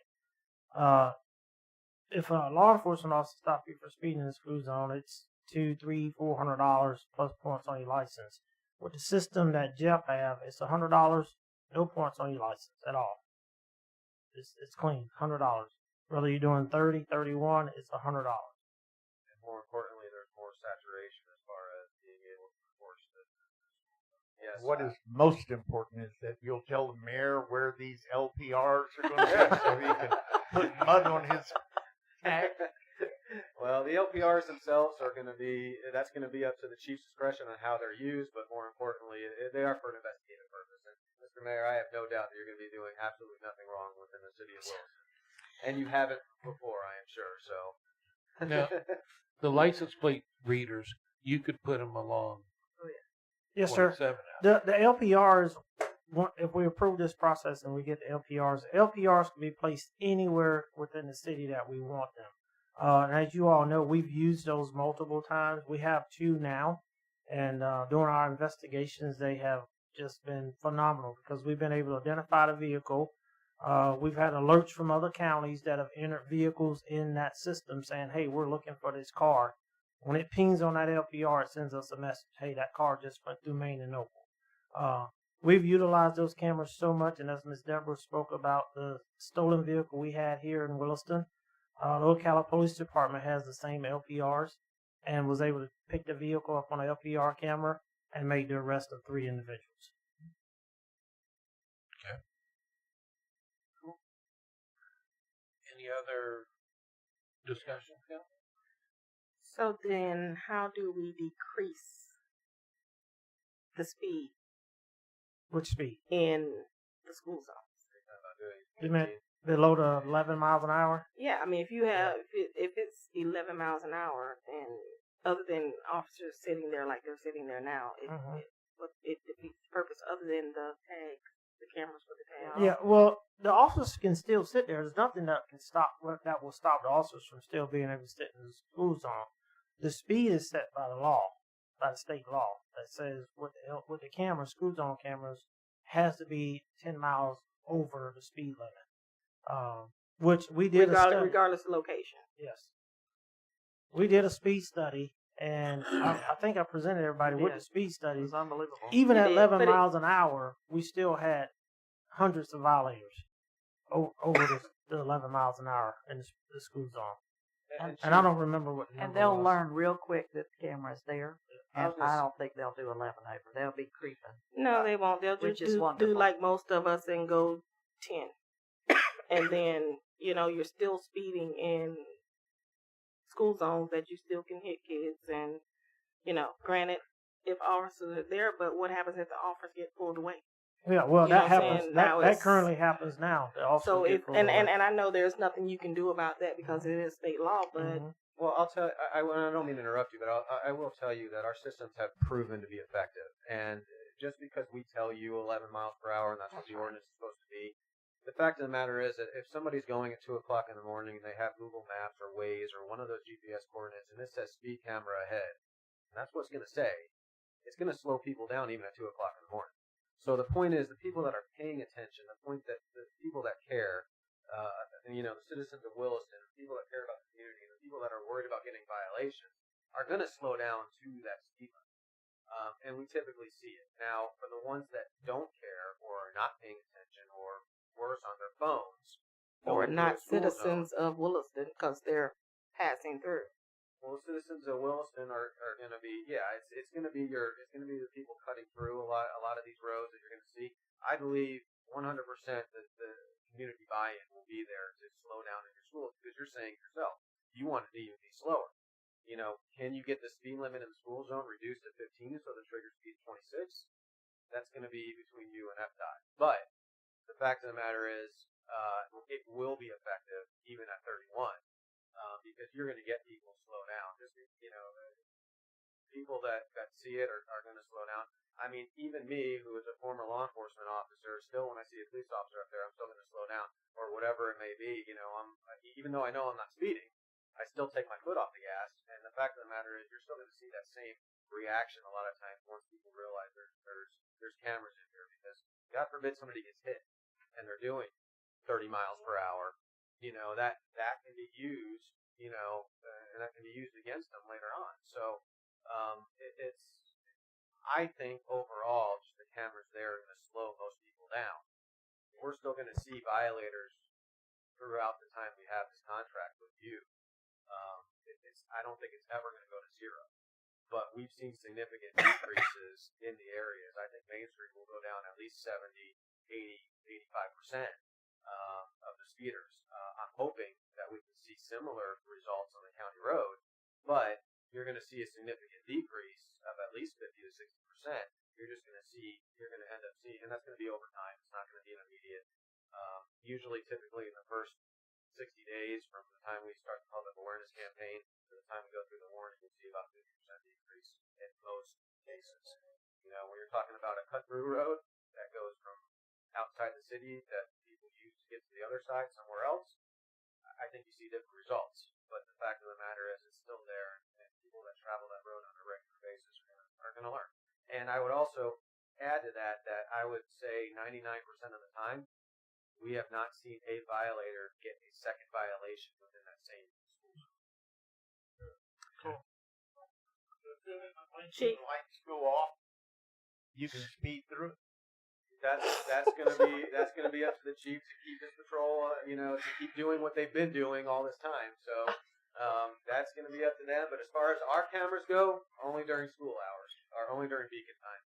Chief, are you looking to put up any signs saying camera in effect, or It comes to them. They have to be. We it do comes do with it. We do that as well. all right, never you mind. have to put it- I think that's that's why what I was. they're That's what I was asking why they're gonna before, stop. and I didn't get that, so I was just misunderstood like, Yes. okay, Yes, we that's do that. that's as what I well. was asking. Okay. Yeah. So the poles that go in, as well as the signage that goes up that indicates the school zone, we take care of all that. Okay. No, I was just curious if this is a consensus since it's not a motion. Could it be a consensus, or would you just like for us to make a motion? Motion be fine. All right. Well, I'll take a motion. I'll go for it. I make a motion that we proceed with Noble Global Nova Global, School Zone Safety Cameras. Zone Safety Cameras, the contract, and writing an ordinance to allow this to happen in the city. Second. All right. Got a first, got a second. Any other discussion? Seeing none or hearing none, move to vote. All in favor say aye. Aye. Those opposed? 5-0. Thank All you right. very much. All right, G. Discussion with possible action approval to purchase DART training simulator. Police Chief Rolls. Yes, Council, I would like to present before you a request to purchase a DART firearm simulator. DART stands for Defensive Arm Readiness Training. It is a training simulator for firearms.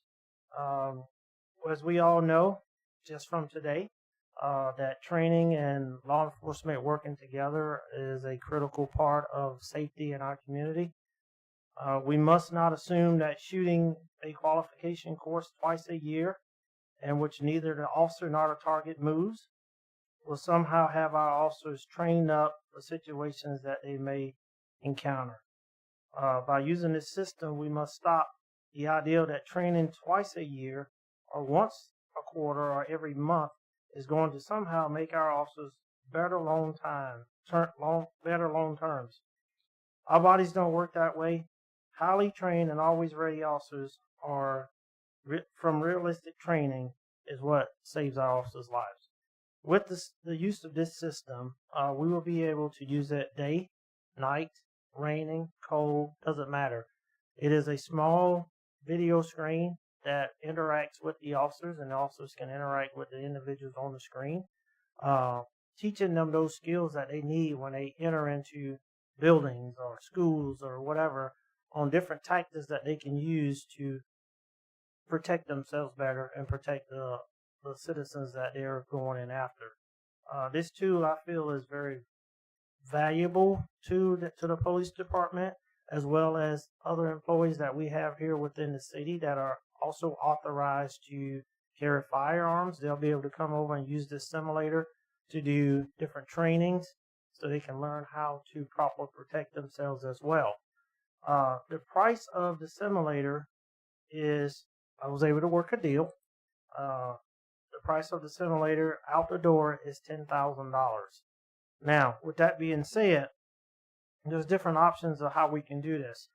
They have a monthly payment plan that we can do for 36 months for $317.79, or we can pay for it in full, which I've already spoken to Stephen on both ways of doing it, and he has approved. I think he may be online tonight. He has approved doing it either way, either doing a lease program or paying it out in full. Now, I would suggest that if you approve this and we move forward with the system, I would suggest that there is safety grant money that we be able to utilize of $6,000 to also help offset the cost of purchasing this firearm simulator. Is that right, Laura? Yes, Chief. You guys remember every year we have the FMIT safety grants, and typically we bring in things like the airport does a lot of windsocks and things like that, and it ups every fiscal year. So we have our $6,000. One is usually for equipment, PPE, and then one is for things for the employees, training and things like that. So I think we can use both $3,000 grants for a total of $6,000 and just, offset this pretty well. And not only that, I thank Jonathan Bishop. He's been so gracious that he understands the importance of getting this system for his people as well that are authorized to carry firearms, and he's also offered to chip in to help purchase this simulator. Thank you, Jonathan. So I just request permission from the council to be able to move forward and purchase the system. Well, I got to see this. Police Chief Rolls, I was by the station one day, and got to see it. What I found that was neat is, correct me if I'm wrong, you could come in and photograph City Hall, and then the officers can basically be as if there's something here. They would know the layout by heart, but they would be able to go through here and there.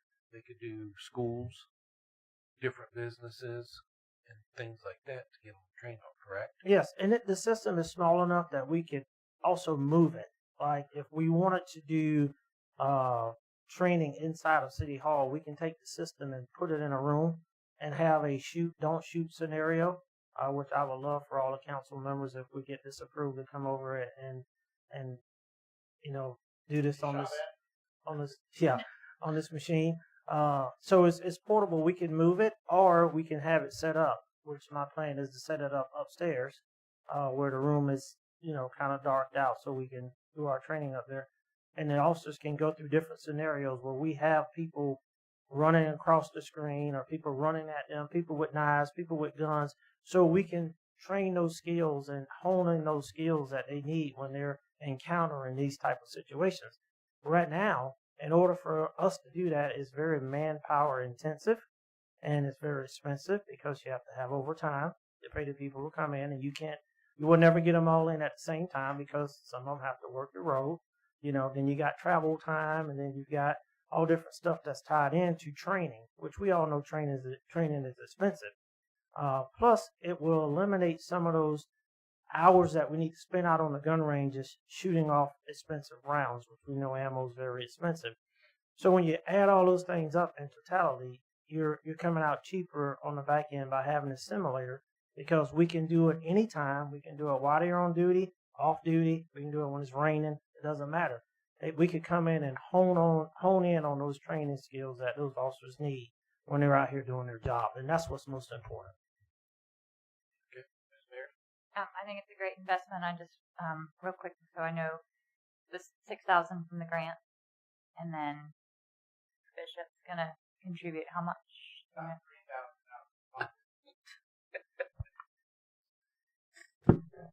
So that's an ongoing conversation we're talking about for help me there, Chief, for the up training in the future, for the different things we need in the future. So absolutely, we're willing to play along, but right now there is not a dollar sign for that. Okay, so I guess my question is just how much money would it come out of the police budget? Would it Yes. come? Oh, Yes. okay. Yes. Got it. Never mind. Thank you. So, Ms. Martin, they have to purchase it before I can get the money. It's a refunding type of grant, so he needs the movement for you guys to purchase it, and then I put it in and with the receipt, and then they send it back. The question I have is this enough?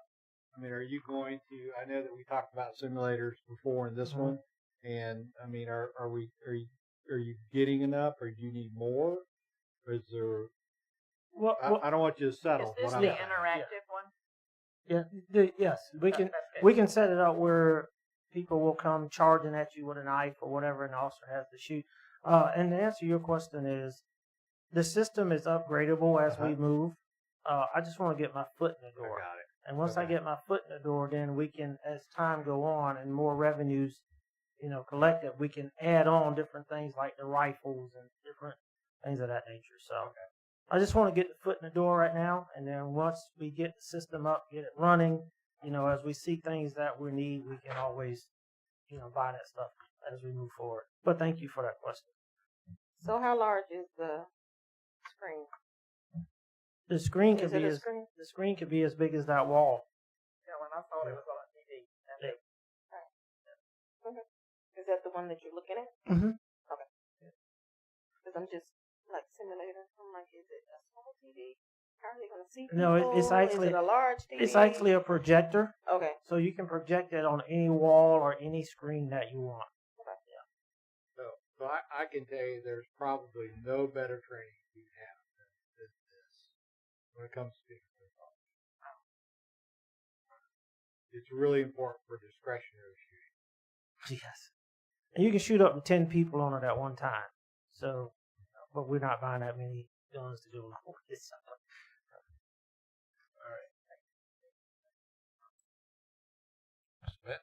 Yes, sir. I would just like to add that we had one of these same simulators, in our unit in the Army, and it was pretty awesome training, especially when you're going down range and you got civilians that are potentially a factor and you don't know their status, whether they're friendly or foe, and you can, like Chief Roll said, you can set up millions of scenarios, and language barriers, all kinds of stuff. It's great training. And if he wants to leave it at the airport, I'd be okay with that. I might do that. Like a nice dark place. Yeah. Right? Yeah, it's got air conditioning. You know what, Ben? I might take you up on that. I make a motion that we approve the purchase of the dart training simulator. I'll second. All right, got a first, got a second. Any other discussion? All right, seeing none, move to vote. All in favor say aye. Aye. Those opposed? All right, 5-0.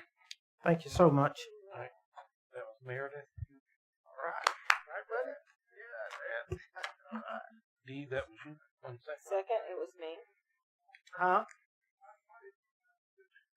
Oh, have you? You like it? All right. Yeah. All right, item 7. Public participation. Anybody else? This is your second opportunity. Okay. Seeing none? Is there anyone online? Nobody online? All right. Next, announcements. Staff?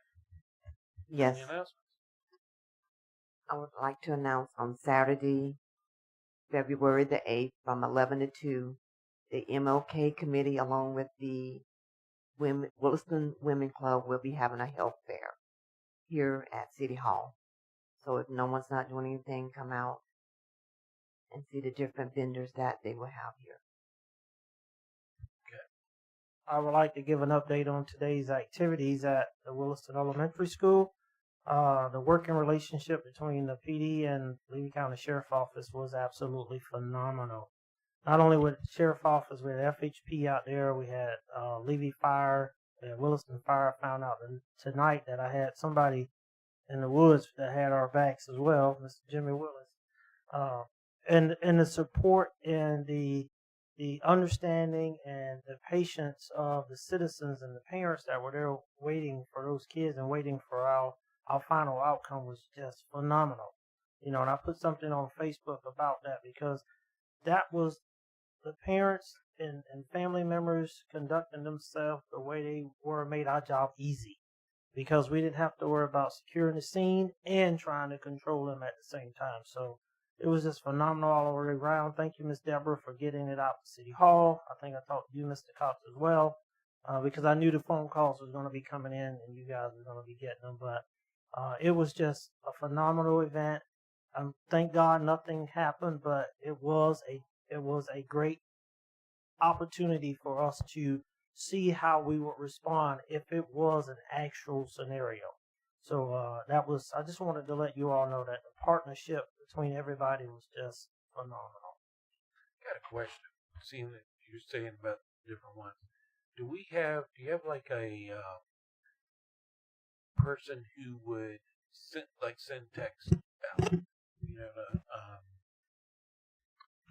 the city manager, council, maybe department heads, in keeping us informed of what's going on, so that way we can, be able to advise people. Right. Well, I created that text group. Yep. Unfortunately, I was busy, so I couldn't get in it. So that's why I just made a quick phone call to a couple of people just to let you know what was going on. But yeah, I can create that group and add those people into it. Or when we have something like that, give Arizona maybe access to it where she can go ahead and send out a message to everybody if I'm busy. But yeah, we could definitely do that. Definitely. But also, and I can't leave without saying this, the dispatchers, not just at Williston PD, but at Levy County Sheriff Office, they did their thing. That's a stressful time, I'm sure, in their job status that they hear somebody's possibly at a school with a gun. They did a phenomenal job of getting that information out, getting the resources there that we need. I've never seen so many Levy County deputies since I've been here, but they came from everywhere, So the dispatchers did a really good job of maintaining control and answering those phone calls that they're getting from parents while they're still relaying information to us that's vital to what we're doing. So I have to give the dispatchers, not just my dispatchers, but Levy County Sheriff Office dispatchers, a big shout out for a job well done. So this was a simulation? Training? No, this was real. Oh, well, you said if we had an active shooter. So I'm trying to figure out what actually still went on. No, I said if this was good training for us, if we did have an active shooter, we know how each other is going to respond and how we need to maneuver with each other. So what happened? I still don't even know what happened. Oh, well, there was a call of somebody possibly on the school grounds with a gun. Okay. I never got that. So I was just curious Yeah. as to. And when you were talking, I was like, okay, so was this a simulation? No. Okay, so it was an actual event. Yes, ma'am. Gotcha. Well, thank you, and yeah, right. Well, I'm sitting up in here, so I missed it. but thank you to you and your officers and everybody involved. And Yep. thank goodness it wasn't, like other schools have had. Yeah, and it was great to know because I was getting texts from the community saying, I hope you really know how many parents were on the side of the road that was armed and ready to back you up. So, Very scary. so That could be scary. I saw that on Facebook. Yeah, I thank them pretty for scary. being patient. Sure. But I thank them for being patient. But they told me, we got your back, Chief. And I didn't ask any questions because I didn't want to know. Because I'm sure some of them got bigger guns than we got. So, but thank my citizens for having our back. Told you. Told you that. All right. Anybody else got any announcements? Mr. Mayor? Okay. All right. Item 9. Adjournment. I'll take a motion. Make a motion that we adjourn. Second. Got a first, got a second. Any other discussions? Huh? If not, the time is now 7:06, and this meeting is adjourned. 7:56. Who's second? All right.